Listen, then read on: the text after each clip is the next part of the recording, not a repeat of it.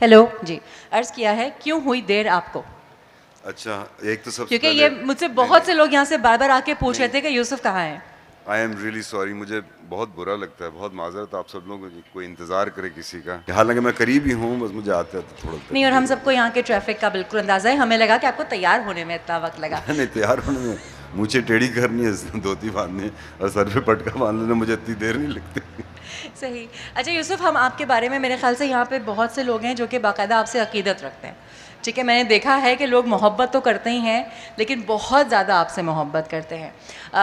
आप पाकिस्तान से बाहर थे और पाकिस्तान की मोहब्बत आपको पाकिस्तान वापस लेकर आई और इस शहर में आप आके बसे। आलमी उर्दू कॉन्फ्रेंस का हमारा जो ख़ास आज कह लें इस दफ़ा का फ़ोकस है वो जश्न कराची है।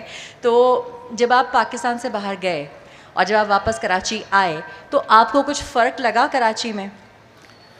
सबसे पहले तो मैं आपको एक बात बताऊँ, जो हम कहते हैं ना कि हमें पाकिस्तान से प्यार था या किसी चीज़ से प्यार था, ये प्यार आपका अपने खुद से है। जिस चीज़ से हम प्यार करते हैं वो हमसे जुदा थोड़ी, तो हम उसको कैसे कह सकते हैं वो किसी और का प्यार था, वो तो प्यार मेरा ही था। तो मैं अपने प्यार के लिए वापस आया और अपने घर वापस आया। हाँ, घर मुख्तलिफ छोड़ा था और मुख्तलिफ पाया। मैंने भी कराची का उरूज नहीं देखा। आई वॉज बॉर्न इन 71, मेरी 71 की पैदाइश है, तो जवाल आ चुका था कराची का। क्योंकि जो हमने बातें सुनी थी पहले एक्सेप्टेबिलिटी के लिहाज से, वो चीज़ें तो मैंने नहीं देखी, लेकिन सुनी ज़रूर थी। लेकिन ऐसा भी हालात नहीं थे कि हम लोग रहते थे कराची PCHS ब्लॉक 6 में, बड़ा खूबसूरत नेबरहुड था, दीवारें छोटी होती थीं, हम हमसायों को देख सकते थे और जानते भी थे उनको। हमें पता होता था कब हमसाए आते हैं, कब जानते हैं, किस आंटी से बात करनी है, कौन सी नाराज़ होंगी, किन के घर बॉल चली जाए तो वापस मांगने नहीं जाना, और कौन खुद ब खुद बॉल वापस कर देंगे। हर घर के बाहर एक सर्विस गली होती थी, एक बड़ का दरख्त होता था और हम सब एक दूसरे को जानते थे। मोहल्ला एक सबकी जिम्मेदारी थी, मस्जिद में सब जाते थे और सब एक दूसरे को जानते थे।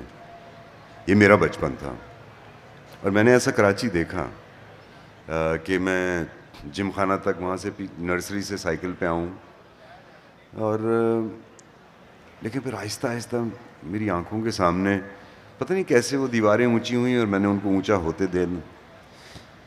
उसके बाद पता नहीं क्या हुआ कि वो हमसाए जाना शुरू हो गए हमें बताए बगैर। पता ही नहीं लगा कब दरख्त कट गए सब, हालांकि मेरी नाक के नीचे और आंखों के सामने हुआ।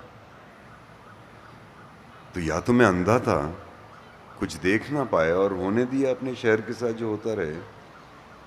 इससे ज़्यादा खूबसूरत शहर मैंने देखा नहीं, ये मेरे लिए है। हाँ, किसी को वेनिस अच्छा लगता होगा, किसी को लंदन, वो उनका था ना, ये मेरा है। लेकिन ये मेरा क्या हुआ जब मैंने इसको ऐसे बिगड़ने दिया? तो मैं क्यों कहता हूँ ये मेरा है? मेरा तो उसको कहें ना जिसकी रिस्पॉन्सिबिलिटी लें। तो अगर कराची ख़राब हुआ तो मेरी वजह से ख़राब हुआ, सिर्फ मेरी वजह से।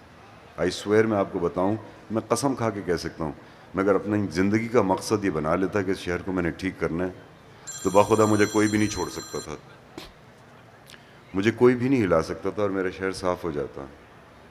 ये दीवारें छोटी रहती, हम हमसायों में ताल्लुक़ रहते, हमने ख़ुद ताल्लुक़ छोड़े। हम अच्छी तालीम के लिए मुल्क छोड़ के बाहर गए और फिर हम तो इतने अच्छे थे कि हम वापस आ गए अपनी मुल्क की खातिर। मैं अपनी खातिर वापस आया, मेरा दिल कर रहा था ना वापस आने को, यहाँ से तो कोई चीख के नहीं बुला रहा था। ये मिट्टी मेरी है, इसको मैंने गंदा किया। अच्छा, लेकिन थोड़ा सा हम बहुत सीरियस गुफ्तगू हो गई है और सब इससे रिलेट भी कर रहे हैं क्योंकि हम सब ने अपनी आंखों के सामने कराची को यहाँ से यहाँ देखा। क्रिकेट अभी भी कौन कौन खेलता है यहाँ पे गलियों में? उठा ले हाथ अगर खेलते हैं तो। और मोहल्ले की आंटियाँ अभी भी तंग करती हैं अगर बॉल चली जाती है तो? बहुत तालियां बजा के बताओ किसके को तंग। यस, तो इतने बुरे हालात वाकई अभी नहीं हैं, शुक्र अल्हम्दुलिल्लाह कि अभी भी हम खेलते हैं। आंटियां बॉल देने पर तंग भी करती हैं और फिर दे भी देती हैं चार बातें सुना के। तो यस, कराची वालों ने कराची को अभी तक ज़िंदा रखा हुआ है मेरे ख्याल से।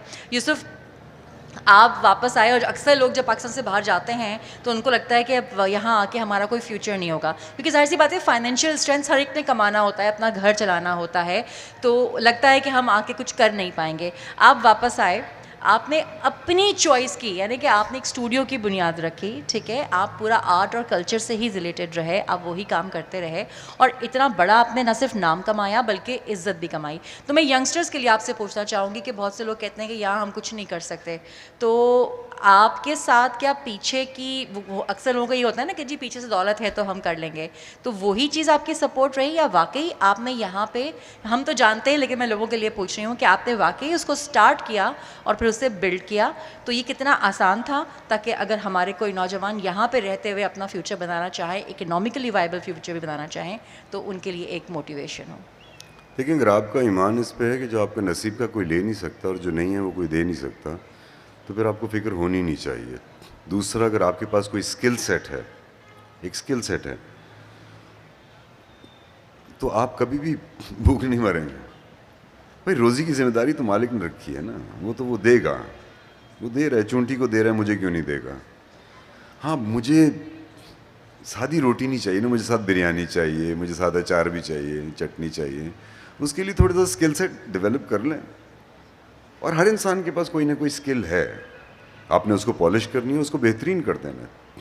यहाँ हम लोग कोई भी काम के लिहाज से नहीं करते, चाहे वो रोड बनाने वाला हो, चाहे वो पेंट करने वाला हो। हम लोगों का जो ना खुदा बारीकियों में है, हम बारीकी नहीं देखते। अपने काम में डिटेल ढूंढ लें। मैं आपको बताता हूँ, आपकी हमेशा डिमांड होगी। डिमांड किसकी है? हम लोग देते हैं किस चीज़ की डिमांड है? डिमांड इज जो सबसे बेहतरीन है ना, उसकी डिमांड है।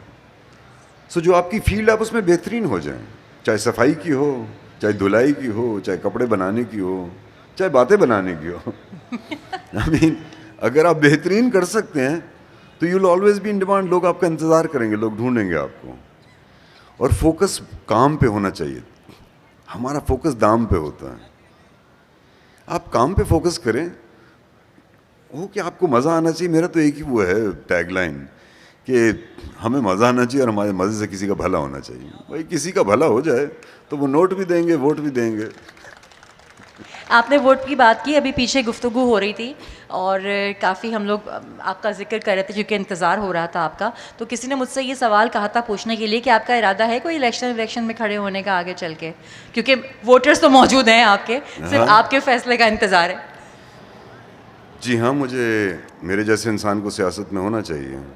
मैं कोशिश करता हूँ कि कम से कम झूठ बोला जाए और किसी के साथ नाइंसाफ़ी ना हो, लेकिन मुझे अपनी जगह ही नहीं मिल रही, या मैं अपनी जगह बनाना नहीं चाह रहा। ये मेरी एक्सक्यूज़ है, ये हम सब की ज़िम्मेदारी है। हाँ, मेरे शहर के हालात ये हो गए हैं। और यस, अगर मुझे किसी ने कोई ऐसी बात बोली कि जहाँ कोई हक बात के लिए खड़ा होना हुआ, चाहे वो सियासत हो, चाहे वो कुछ भी हो, मैं ज़रूर खड़ा होऊंगा। मेरा मुल्क है, मेरा शहर है, क्यों नहीं होऊंगा। अच्छा, मैं यूसुफ के बारे में शायद आई एम श्योर बहुत से लोग बहुत कुछ जानते हैं, लेकिन मुझे ये सुनकर बड़ी उस वक्त हैरत हुई थी जब मैंने पढ़ा कि आपने हॉलीवुड के लिए डिज़ाइन किया है, ठीक है, हॉलीवुड की कुछ मूवीज़ के लिए आपने फैशन डिज़ाइनिंग की है, उनके ड्रेसेस डिज़ाइन किए हैं, मैट्रिक्स के लिए भी आपने डिज़ाइन किया है। इसमें हैरत की क्या बात? नहीं, मुझे ये जानकर हैरत हुई। उसकी वजह क्या है? उसकी वजह ये है कि जो हम आपका एक लुक देखते हैं ना, ट्रेडिशनल लुक देखते हैं, तो हमें अंदाज़ा होता है कि एक स्टीरियोटाइप है ऑफ कोर्स, और हम सब इसका हिस्सा हैं, चाहे हम कितने भी तोड़ लें, कि आपका अटायर देख के या आपको देख कर मुझे मैट्रिक्स के लिए डिज़ाइन किया है। ओ माय गॉड, क्या डिज़ाइन किया था मैट्रिक्स के लिए, और किस किस मूवी के लिए आपने क्या क्या डिज़ाइन किया है? आपको एक मज़ेदार बात है, छोड़े ये बात है, क्या मूवी कौन क्या डिज़ाइन किए, कौन लोग हैं, बता देना, मेरी मालूमात के लिए बता दें। मैं एक दफ़ा, हाँ, हम लोग जो ना आंखों पे भरोसा करते हैं, धोखा दिखाती। मैं एक दफ़ा लंदन गया, तो सब दोस्त साथ थे जहाज़ में। तो जहाज़ में तो सबके साथ मेरी दोस्ती थी। सब मुझे, अरे यूसुफ इधर आइए, एक ये सुना दें, फलाना हो जाए। जैसे इमिग्रेशन की लाइन पे है ना, सब अपने अपने रास्ते पे चले गए। तो मैंने बोला मेरे साथ भी कोई खड़ा हो जाए। नहीं नहीं, कोई बोले मेरा लाल पासपोर्ट है, कोई बोले नीला है, हमारी लाइन वो दूसरी है, वो जनाना है, ये मर्दाना है। तो मैं अपनी लाइन में अकेला ही खड़ा था। और मैं जब ट्रैवल करता हूँ तो मेरा पटका इससे भी बड़ा होता है, क्योंकि बहुत काम देता है। ऊपर से एसी की हवा आती है तो मुझे सर में दर्द होता है, तो बिल्कुल सुकून, किसी को ना देखना हो तो मुंह बंद कर लो, आराम से सो जाओ। तो पटका बहुत काम देता है। तो जैसे ही मैं उतरा तो सामने इमिग्रेशन पे एक खातून ज़रा हेल्दी सी थी और बहुत गुस्से से देख रही थी। तो मैं जैसे ही उनके करीब गया तो उन्होंने मुझसे पूछा कि, और हालत यही थी, घुंघरू बज रहे हैं और इतनी सारे फैब्रिक है, तो उन्होंने बोला, बहुत परेशान सी हुई। जब करीब गया तो उन्होंने बोला, मुझसे पूछा कि do you need a translator? तो मैंने फ़ौरन मुड़ के बोला, मैं yes I do if you don't understand English. तो बहुत हंसी। तो हॉलीवुड में भी जी मैंने काम किया, मुझे मौका मिला। इंडिया में हमारे दोस्त हैं, उनके साथ भी मौका मिला, बाकी दूसरे ममालिक में भी मौका मिला। मुख्तलिफ़ जगहें थी जहाँ काम किया। उस वक्त जब काम किया तो वो मेरा कोई बेहतरीन काम नहीं था, वो मेरा इब्तिदाई काम था। और अब जो मेरा काम है वो काफ़ी निखर के आया। तो आई थिंक कि मैं इसलिए वो पुराने काम की ज़्यादा बात नहीं करता। लोग वो नाम तो देख लेते, अगर काम देख लें तो वाकई बोलें ये क्या जहालत है। अच्छा, जैसे बहुत से लोग आपसे इंस्पायर हैं, ठीक है, और हमें सुनने को मिलता है जब पता चलता है कि आपका सेशन है तो लोग आके ना मुझे भी अकीदत से देख रहे होते हैं कि भाई मुझे भी मोहब्बत से देखना शुरू हो जाते हैं कि जी मैं यूसुफ के साथ बैठूंगी, तुमसे ये सवाल करें वो सवाल करें। आप किस किस से इंस्पायर रहे हैं अपनी लाइफ में? आपकी इंस्पिरेशंस कौन थे? देखिए, हम सबकी इंस्पिरेशंस मुख्तलिफ़ लोग मुख्तलिफ़ वजह से रहे हैं। हमारी मेन इंस्पिरेशन तो हमारे नबी होने चाहिए, because he is kind like shaped not as मैं एक मुसलमान की हैसियत नहीं, एक इंसान की हैसियत से बात करूँ। बड़ी खूबसूरत कहानी है एक इंसान की। मैंने उनके साथ वक्त तो नहीं गुजारा, लेकिन मैंने जिसके साथ वक्त गुजारा उसके साथ मैं बहुत इंस्पायर्ड था। मेरे दादा थे वो। मेरे दादा मेरे बेहतरीन दोस्त भी थे। तो लोग अक्सर बोलते हैं हम लोगों का एज का इतना फैक्टर था, तो इनसे दोस्ती कैसे हो गई आपकी? तो दोस्ती ना उम्र देखती है ना रिश्ते। उनके और भी ग्रैंड चिल्ड्रन थे, लेकिन मैं ही एक उनको बहुत लाडला था और मुझे वो बहुत लाडले थे। उस इंसान ने मुझसे प्यार किया, उसको नहीं पता था कि मैं क्या कर रहा हूँ और क्यों कर रहा हूँ। उन्होंने मुझे जज नहीं किया, बस प्यार किया। तो जो इंसान आपसे इस तरह टूट के प्यार करे, आप पे इतना भरोसा करें, दैट, और he was an inspiration also. He was such a larger than life in human for me. हर इंसान के लिए मुख्तलिफ है। और मैं तो ये कहूँगा कि हाँ, हम लोग होते हैं। दूसरा बहुत इम्पोर्टेंट है। दूसरा इसलिए इम्पोर्टेंट है ताकि आप अपने आप को पहचान लें। प्रॉब्लम ये होती है जब दूसरा आता है तो हमारी नज़र उस पर पड़ जाती है और ख़ुद से निगाह उठ जाती है। तो दूसरा इसलिए इम्पोर्टेंट है कि वो आपके अंदर से बेहतरीन या बदतरीन इंसान निकाल सकता है। तो you should be your inspiration. आप ख़ुद अपनी एक इंस्पिरेशन होने चाहिए। आप खुदा तो नहीं हैं, लेकिन खुदाई आपके अंदर है। दूसरों को देख के आप इंस्पायर हों, लेकिन इम्प्रेस सिर्फ खुद से हों। मैं लोगों को यही बोलता हूँ, रोज़ाना सुबह उठें और आईना देखें। आईना देखें और उस आईने में अगर दुनिया का सबसे हसीन चेहरा नज़र ना आए ना, तो ये जान लें कि आप दूसरे की निगाह से देख रहे हैं, क्योंकि इस शक्ल को देखने की ताकत सिर्फ उसी आंखों में लगी है जो उस शक्ल के साथ है। तो एक ज़िम्मेदारी है आपकी। तो B inspired by your self. Look around, जाएं, लोगों को देखें, लोगों की बातें सुने, उनकी कहानियाँ सुने, देखें उनकी कहानी कैसी थी। लेकिन आपकी कहानी उनकी कहानी से बिल्कुल नहीं मिल सकती। आपकी इंडिविजुअल कहानी है, आपकी हाथ की लकीरें, आपका रेटिना स्कैन सारा मुख्तलिफ है। सो बस आप ख़ुद से इंस्पायर हों और ऐसे हो जाएं कि हमारा पूरा जहान, पूरा मुल्क हमारा इंस्पिरेशनल हो जाए। That's okay. अच्छा, बहुत कम लोग शायद ये बात जानते हैं कि जो अभी मैं शुरू में ज़िक्र किया कि यूसुफ बाहर गए और फिर वापस पाकिस्तान आए। वो कह रहे हैं कि मैं अपनी वजह से आया, बिल्कुल अपने दादा की वजह से आप पाकिस्तान आए थे। तो दादा ने आपसे क्या कहा था, या आप ख़ुद से उनकी वजह से पाकिस्तान आए? क्योंकि स्टोरी मुझे पता है, हमने लास्ट टाइम डिस्कस की थी सेशन में। मैं चाहती हूँ कि जो लोग वहाँ मौजूद नहीं थे उनके लिए आप बताएं, क्योंकि होता क्या है, हम अपने बड़ों को जब छोड़ के जाते हैं ना, तो दिलों में भी शायद थोड़ी दूरी पैदा हो जाती है, या दिलों में दूरी पैदा नहीं होती, फासले जो हैं थोड़ी गर्द डाल देते हैं उस दूरी पे। तो आप उनकी वजह से वापस आए और अल्लाह ताला ने आपको बहुत कामयाब किया, ठीक है। तो मैं इसलिए ये बात जानना चाहूँगी ताकि लोगों तक ये बात पहुँच सके और लोग भी शायद इससे कुछ इंस्पायर। सबसे पहले कामयाब वो इंसान जो शुक्र में है। अगर आप शुक्र में हैं तो आप कामयाब हैं, अगर शुक्र में नहीं हैं तो नाकाम, मजबूर, लाचार। और हाँ, मैं आया उनकी वजह से, लेकिन वो ही तो मेरी वजह थी। मैं चाहता था ना उनको, और मैं मिलना चाहता था, मुझे गले लगने का दिल करता था। और फिर मुझे पता नहीं था कि मुझे पास अब कितने 100 साल के हो गए थे वो, तो अब भाई और कितना, अब एक्सपायर तो होना है हर इंसान। एक मशीन है, उसने जाना है, ख़त्म होना है, इस मिट्टी में मिलना है। तो मुझे किसी चीज़ बचपन से, कभी कैरेट कॉलेज में, कभी कहाँ, कभी इधर लड़े, कभी उससे झगड़े, तो वो जो हम जिसको डर कहते हैं ना, वो डर नहीं था किसी चीज़ का, भाई क्या होगा, भाई देखा जाएगा, जो होगा देखा जाएगा। बस एक डर रह गया था, इस इंसान को कुछ ना हो जाए, अगर इसको कुछ हुआ तो मैं मर जाऊंगा। तो बस इसी, आप समझे, मैं डर के वापस आ गया। और इस वजह से वापस आया कि मेरे उस वक्त 2 बेटे थे जो अमेरिका में पैदा हुए थे। मैं चाह रहा था कि वो भी देखें कि ये प्यार है कैसा। एक मेरा बाप है, एक इसका दादा है, एक बुढ़ा है, एक जवान है, इनको कैसे आपस में इतना प्यार कि वो अपना सब छोड़ के, और ये आदमी अपना सब ख़ानदान छोड़ के इसके पीछे दीवाना हुआ है। तो आई वांटेड, मैं चाह रहा था कि मेरी औलाद ये एक बॉन्ड देखे, एक दादे का और और इसके पोते का, कि ये प्यार होता क्या है। तो उन्होंने देखा और वो रियलाइज़ करते हैं आज, और इसी वजह से उनकी अपने दादा के साथ वो ताल्लुक़ उनका अल्हम्दुलिल्लाह हो गया। तो कामयाब, हम सब कामयाब हैं। मैं आपको बता रहा हूँ, जो शुक्र में वो कामयाब है। अब कामयाबी किससे पूछते हैं? अगर कोई चीफ बन जाए, सदर बन जाए, प्रेसिडेंट बन जाए, सीईओ बन जाए, हम उसको कामयाबी कहते हैं। आप उससे उसके हालात तो पूछें। हर इंसान के साथ कोई ना कोई गम लगा हुआ है, और शुक्र करें कि कोई गम लगा हुआ है, क्योंकि दिल गया रौनक हयात गई, गम गया सारी कायनात गई। और याद एक बहुत खूबसूरत गम है। आप लोगों ने मुझे याद किया या इंतज़ार किया, बहुत खूबसूरत गम है। तो अक्सर मैं ये कहता हूँ कि अगर मुझे याद ना करे ना तो मैं मर जाऊँ, मुझे कोई याद ना करे उफ तो मैं मर जाऊँ, और अगर मैं किसी को याद ना करूँ तो मैं ख़ुद को मार लूँ। तो ये याद बहुत खूबसूरत गम है। तो जो आप जिनसे प्यार करते हैं, जो चाहने वाले हैं, उनको याद करते रहें। याद से खूबसूरत दुआ कोई नहीं, और बिला वजह याद करें, यही सबसे बड़ी वजह है प्यार। बिल्कुल, और जिस तरह से आपने कहा, बिल्कुल सही बात है कि हम लोगों को, हर एक को कोई ना कोई परेशानी होती है, और फ़िक्र कोई ना कोई कभी ना कभी लाहक हो जाती है। तो जब अपनी परेशानी देखें और उसके बाद आप दूसरों को देखें, तो आपको अपनी परेशानी रहमत लगना शुरू हो जाती है कि शुक्र है हम इतने परेशान नहीं हुए जहाँ दुनिया में जो और परेशानी है। तो जब आप दूसरों को देखेंगे तो अपनी परेशानी आपको रहमत लगनी शुरू हो जाती है।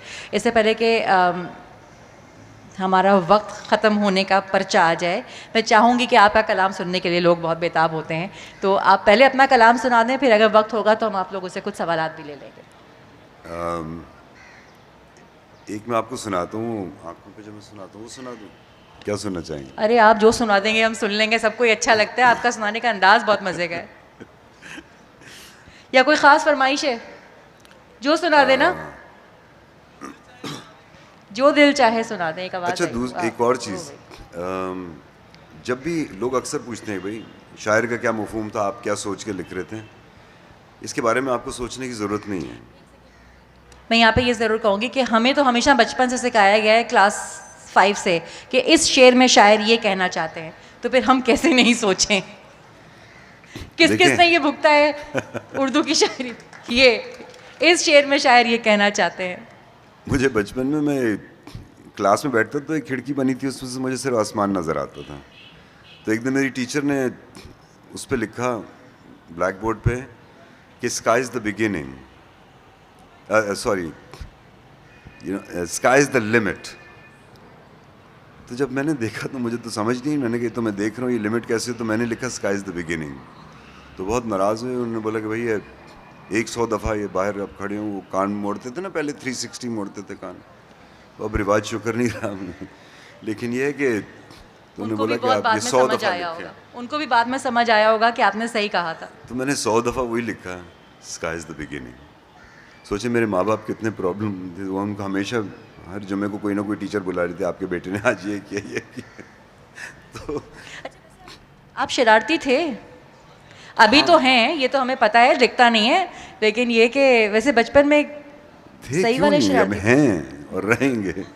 शरारत क्यों नहीं होनी चाहिए? बिल्कुल शरारत तो पता लगे इंसान जिंदा है, मुर्दा शरारत नहीं करता। वो एक शरीर वहां से बोले जा रहा है, हैं? कहते उसके बहुत शरीर है ये वो भी। प्यारा है, शरीर लोग इसको वैसे भी मैं प्यारे बहुत होते जगह हैं। कोट करता हूँ। नहीं, शरीर लोग यकीनन प्यारे होते हैं। जी इरशाद। हम जो ना आंखों पे भरोसा करते हैं ना, और आंखें झूठ दिखाएं, आंखें धोखा दिखाएं, आंखें दिखाएं ज़मीन आसमान मिले हुए। हम कानों पे भरोसा करें, कान सुने कुछ और समझें कुछ और। भागो मत जाने दो, भागो मत जाने दो, आंखें दिखाएं ज़मीन आसमान मिले हुए। कोई किसी को लाल बत्ती हरी दिखे, किसी को हरी नीली, तो आंखें एक अजीब दास्तान, खुली हों तो धोखा, बंद हों तो ख्वाब, खोल कर देखूं तो महदूद, बंद हों तो अनमोल। हमें छूने पे यकीन, देखने पे भरोसा और सूंघने पे ईमान।